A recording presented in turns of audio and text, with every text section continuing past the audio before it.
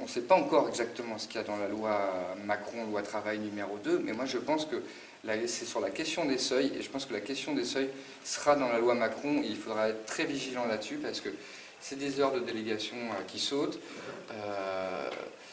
c'est des heures où les représentants des salariés ne peuvent pas aller voir les salariés, ne peuvent pas mener les enquêtes parce que le CHSCT a un pouvoir d'enquête.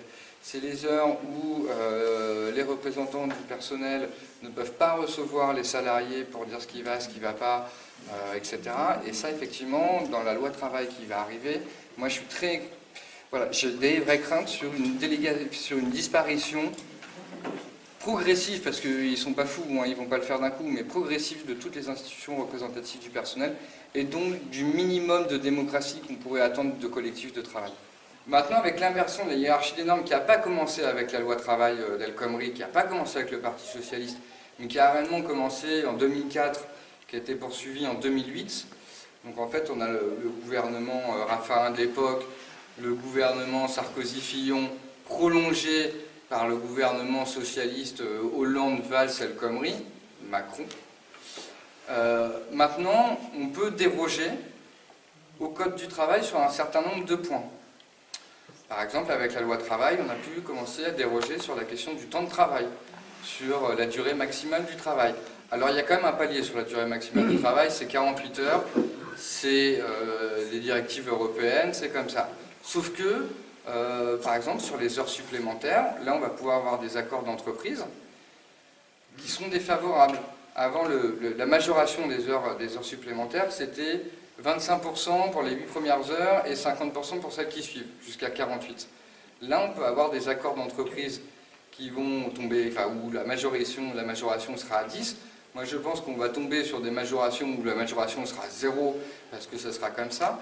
Il y a un autre fait aussi sur la destruction de la hiérarchie des normes, c'est les accords d'entreprise sont en train de se développer de manière très forte.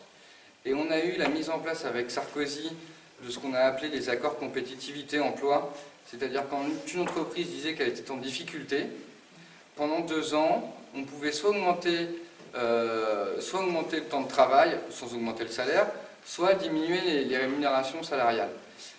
C'est un exemple qui est très connu, c'est l'exemple de Goodyear. Pendant 2 ans, ils ont accepté de travailler plus, et au bout de 2 ans, la boîte, elle dit quoi? Bah ok, c'est très bien, vous avez fait ce qu'on vous a dit, et bien on se casse. Et l'inversion de la hiérarchie des normes qui a été entamée en 2004 et qui a été poursuivie par le gouvernement socialiste, va dans ce sens-là. Et effectivement, je pense que la loi Macron va entériner pour de bon, moi, ce que j'appelle le principe de défaveur.